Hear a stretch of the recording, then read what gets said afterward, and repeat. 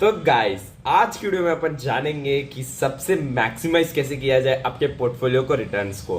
Portfolio मैं सब securities की बात कर रहा हूँ, नॉट ओनली स्टॉक्स, बहुत सारी अलग अलग सिक्योरिटीज होती है, उन सब की बात कर रहा हूँ। तो चलिए सबसे पहले जानते हैं कौन सी सिक्योरिटीज अवेलेबल है मार्केट में। तो सबसे पहले आपके आते हैं stocks, stock market equal to stocks, mainly stocks होते हैं। उसके बाद आते हैं गोल्ड, ठीक है, गोल्ड के बाद आते हैं तो आपकी कमोडिटीज या करेंसीज जो आप करना चाहे, म्यूचुअल फंड्स, ठीक है, और आप इन्वेस्टमेंट ट्रस्ट में इन्वेस्ट कर सकते हैं, ठीक है। ये कुछ मेन ऑप्शंस है।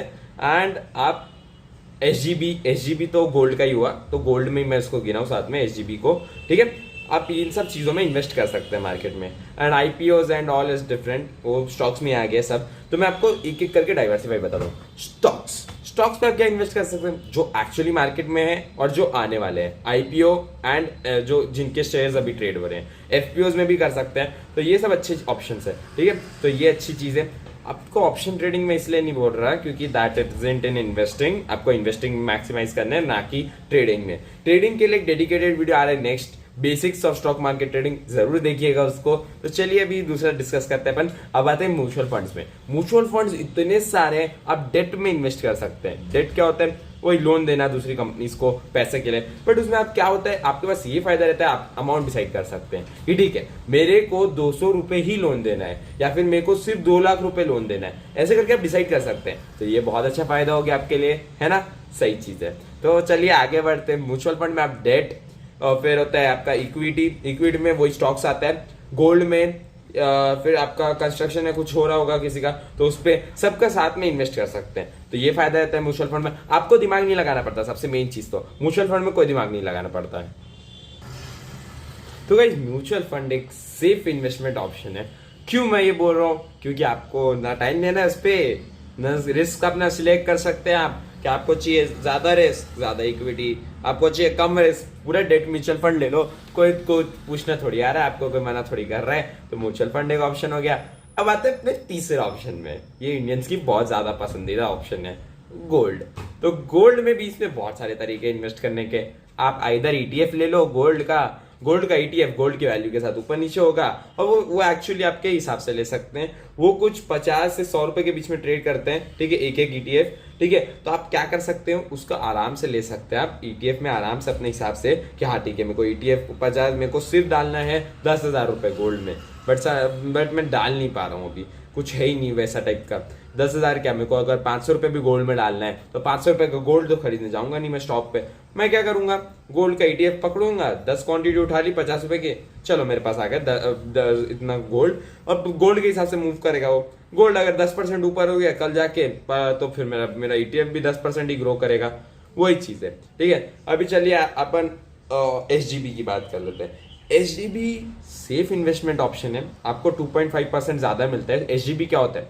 Sovereign gold bonds. तो ये आरबीआई इशू करती है गोल्ड उठाने के लिए। आपको अगर गोल्ड चाहिए एज अ गोल्ड, आपको डेरिवेटिव चाहिए वो गोल्ड का, ठीक है, इट्स नॉट फिजिकल गोल्ड, वो होता है इलेक्ट्रॉनिक गोल्ड। तो आपको अगर गोल्ड चाहिए, गोल्ड उठाना है, आपको लग रहा है कि ठीक है मेरे को अभी गोल्ड का बहुत वो है कि मैं गोल्ड उठा लूं, सेफ इन्वेस्टमेंट ऑप्शन, मेरे को कोई दिक्कत नहीं होने वाली क्योंकि अभी वॉर्स और ये सब चल रही है। गोल्ड के प्राइसेस ऐसे नहीं गिरेंगे, वो स्टेबल रहेंगे या फिर बढ़ रहे हैं ऊपर, वही चीज है। तो इसलिए आप गोल्ड उठाना है, चलिए आप गोल्ड उठा लीजिए। तो आप बोलेंगे मेरे को गोल्ड उठाना है बट सेफ, मेरे को ऐसा नहीं चाहिए कि मेरे साथ घपला हो जाए।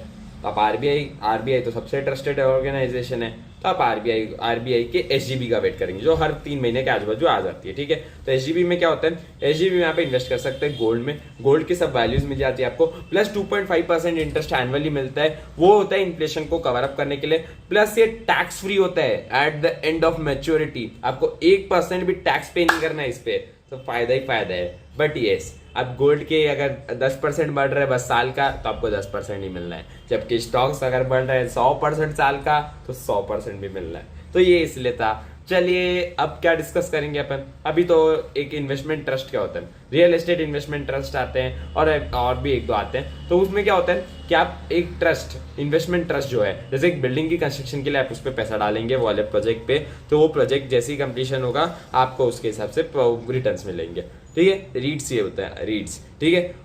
और फिर आपके पास और कोई इन्वेस्टमेंट ऑप्शन ऐसा कुछ खास बचा नहीं, आपके पास इतने इन्वेस्टमेंट ऑप्शन थे कि आपको इसी में से कोई सिलेक्ट करके डाल देना है। तो आप पोर्टफोलियो को कैसे डाइवर्सिफाई करेंगे? पोर्टफोलियो डाइवर्सिफाई करेंगे अपने रिस्क पे, ठीक है। रिस्क आपका कितना ले सकते हैं आप अगर बोलोगे मेरे को एकदम रिस्क के साथ रिटर्न चाहिए, मैं एक सिंपल बात बता रहा हूँ, रिस्क इक्वल्स टू रिटर्न्स। तो आप अपना पोर्टफोलियो भी वैसे डाइवर्सिफाई कीजिए कि आपके रिस्क जितना लेंगे उतना ज्यादा आपको रिटर्न्स मिलना है। ये याद रखिएगा guys, risk equals to returns है। तो आपको क्या करना है कि आप अगर इक्विटी ज्यादा लेंगे तो आपको रिटर्न्स की ज्यादा चांसेस है। अगर आप सिर्फ डेब्ट में इन्वेस्ट कर रहे हैं तो आपको इतना चांसेस नहीं है कि ज्यादा रिटर्न्स मिल पाए, उतना ही रिटर्न मिलेगा जितना फिक्स्ड है, ठीक है। और वहीं पे आप अगर गोल्ड में इन्वेस्ट करेंगे तो आप इतना रिस्क नहीं खेल रहे, वो मॉडरेट रिस्क वाली चीज है, ठीक है, कि अगर इतना डूबेगा भी नहीं है और वो सब चीजें, तो मॉडरेट रिस्क वाली चीज है, वहीं पे वही चीज है। तो फिर आपका पोर्टफोलियो आपके रिस्क पे डिपेंड करता है। पोर्टफोलियो ऐसे बनाना चाहिए कि मेरा रिस्क कितना है, मैं अपना कैपिटल अगर 10,000 डाल रहा हूँ तो मेरे को अगर मेरा 8,000 उड़ जाए, मेरे को ऐसा चाहिए ही नहीं, ठीक है। तो फिर आप एकदम लो रिस्क में खेलते हैं, सिर्फ डेट में डाल दीजिए, आपको परसेंटेज पता है कि 12% आना है, 16% आना है, वो आते रहेगा, ठीक है। या फिर आप डाल दीजिए स्टॉक्स पे और आप ला सकते हैं 200, 300, 400% रिटर्न साल का, बट श्योर नहीं होता, बहुत ज्यादा वो है इसमें अनसर्टेनिटी। तो ये भी याद रखिएगा, अनसर्टेनिटी को देख के कीजिएगा, अनसर्टेनिटी पक्का होने वाली है गाइस, तो अनसर्टेनिटी देख के कीजिए। देखो सबसे मेरे को बेस्ट लगता है, अगर आपको मॉडरेट रिस्क चाहिए ना, 50% स्टॉक्स, 20% डेप्ट और 30% गोल्ड, बस आप 50% स्टॉक्स रखेंगे, एक अच्छा खासा रिटर्न भी वहां से आते रहेगा, जनरेट होते रहेगा। आप गोल्ड भी रख रहे हैं तो मॉडरेट रिस्क भी रख रहे हैं आप, और फिर आप रख रहे हैं डेट, एकदम सेफ चीज, कोई दिक्कत ही नहीं है अपन को, कुछ भी हो अपन तो बल्ले बल्ले करेंगे पूरे टाइम, ठीक है। तो वही चीज है, बेस्ट है। फिर आता है सेकेंड इज आपका वो आता है high risk. High risk equals to बहुत ज्यादा रिटर्न के लिए एक्सपेक्ट करते हैं आप है कि मेरे को तो भाई चाहिए ही नहीं, मेरे को 30% रिटर्न से कुछ नहीं करना है साल का, मेरे को चाहिए 40, 50, 100% रिटर्न साल का, तो आप जाते हैं स्टॉक्स की तरफ, शेयर्स की तरफ आई कैन से।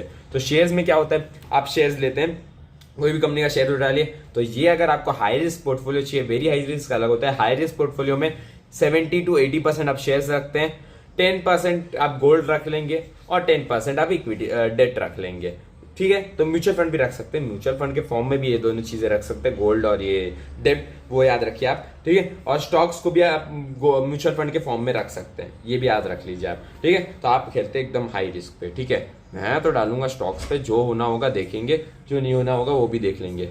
तो आप सबसे ज्यादा उस पे खेलते हैं, रिस्क पे, ज्यादा रिटर्न्स के चांसेस है अपने पास, तो ज्यादा रिटर्न्स अपन ला सकते हैं ऐसे पोर्टफोलियो से। अब आता है वेरी हाई रिस्क पोर्टफोलियोज, तो ये होते हैं 100% इक्विटी पे खेलने वाले पोर्टफोलियोज, जो 100% इक्विटी पे खेलना चाहते हैं और जिनको चाहिए रिटर्न मेरा मेन है, कैपिटल के साथ मैं खेलूंगा, मैं पूरा टाइम दूंगा, तब जाके रिटर्न आएगा मेरे पास, ठीक है। तो वो खेलते हैं 100% वेरी हाई रिस्क पे। तो वेरी हाई रिस्क बहुत ज्यादा रिस्क होता है इसमें, समझ गए होंगे नाम से, तो आपको कुछ पता नहीं, आपका लाख रुपए का कैपिटल 50,000 भी हो सकता है और लाख रुपए का 3 लाख भी हो सकता है, वैसे वाले में खेलते हो आप, ठीक है, इन्वेस्टिंग में। तो ये जरूर याद रखिए, अपने हिसाब से दिमाग लगा के इन्वेस्ट कीजिए, ज्यादा रिटर्न आएंगे। चलिए बढ़ते फोर्थ टाइप के पोर्टफोलियो में। ये लास्ट टाइप का पोर्टफोलियो मैं डिस्कस कर रहा हूँ, मैं ज्यादा डिटेल में नहीं जाऊंगा इतना।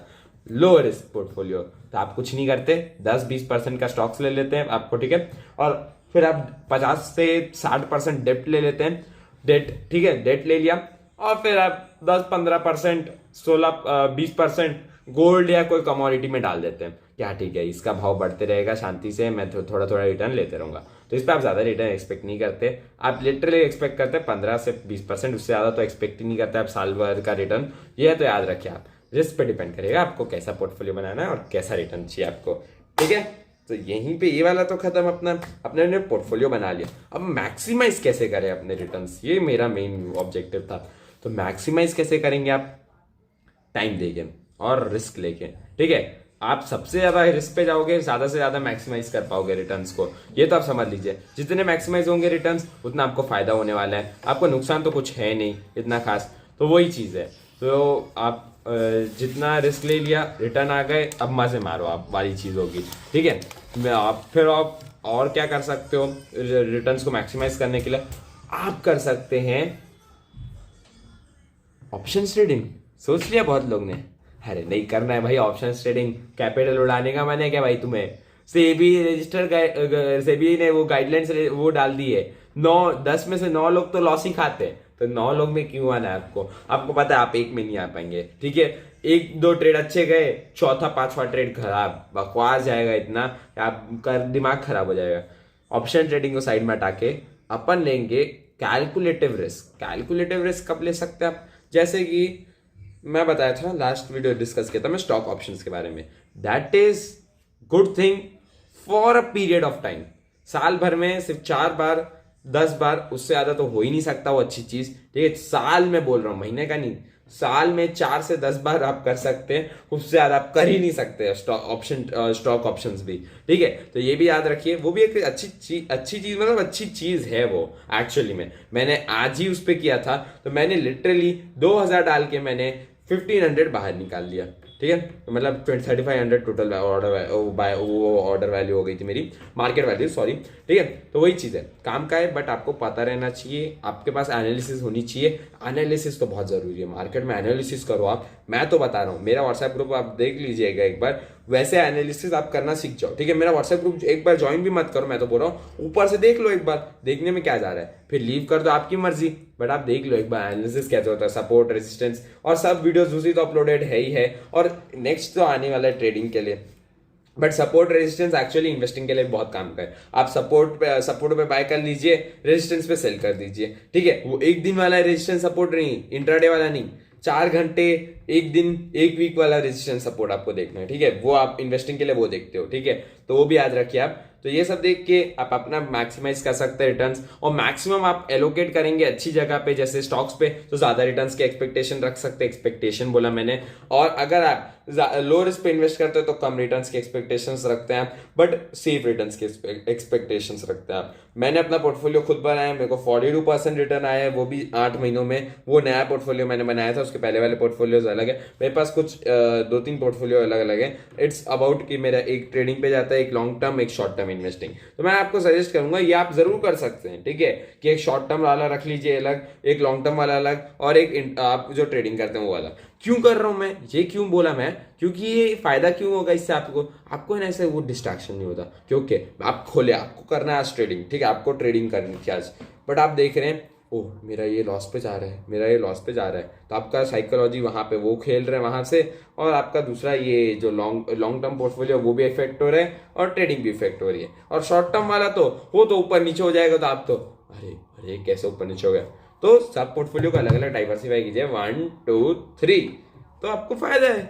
मैं तो इतना ही बोलूंगा आपको, ठीक है। इसी नोट पे मैं इस वीडियो को एंड करूंगा कि आप अपना रिस्क देख लीजिए, अपना रिटर्न से आपको कितना चाहिए वो उस पे रिस्क पे डिपेंड करता है पूरा, और फिर आपको टेन्योर देखना है, आपका ईयर कितना चाहिए, आपको कितना रिटर्न किया, ईयर्स में कितने रिटर्न्स क्या वो एक्सपेक्ट कर रहे हैं। एनालिसिस कीजिए, जितनी ज्यादा एनालिसिस उतने ज्यादा रिटर्न्स के चांसेस।